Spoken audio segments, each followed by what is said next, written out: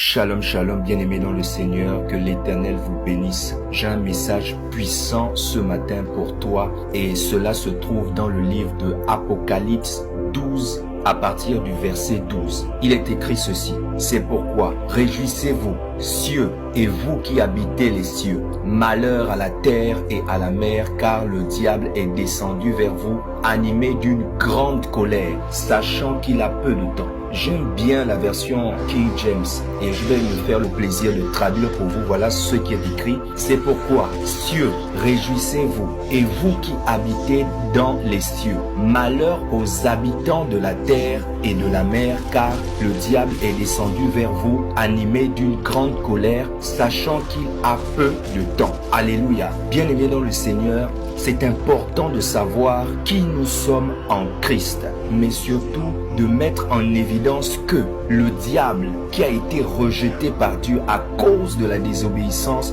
va tout faire pour nous éliminer, du moins infecter notre intimité avec le Seigneur. Alléluia. Alors bien-aimé dans le Seigneur, j'aimerais que tu comprennes ce matin qu'il y a un mystère particulier qui est dans ce verset. Lorsqu'il dit malheur aux habitants de la terre et de la mer. Alléluia. Ici, il y a deux éléments qui sont des éléments différents. On a l'élément terre et on a l'élément mer. Mais vous allez constater une chose dans le livre de Genèse, on nous dit que l'homme a été créé à partir de quoi?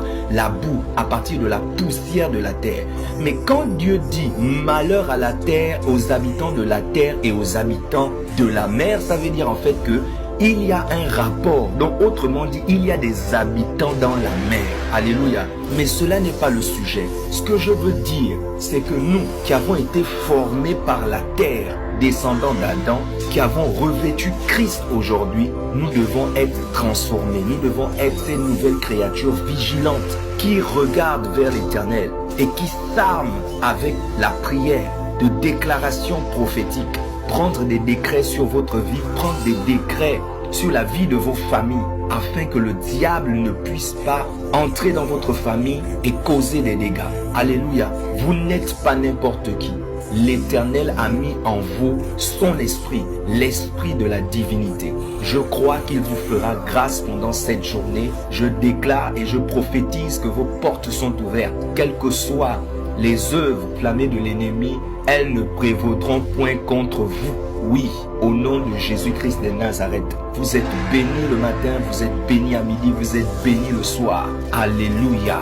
Que toute la gloire revienne à notre Seigneur et notre Maître Jésus-Christ de Nazareth. Je vous souhaite de passer une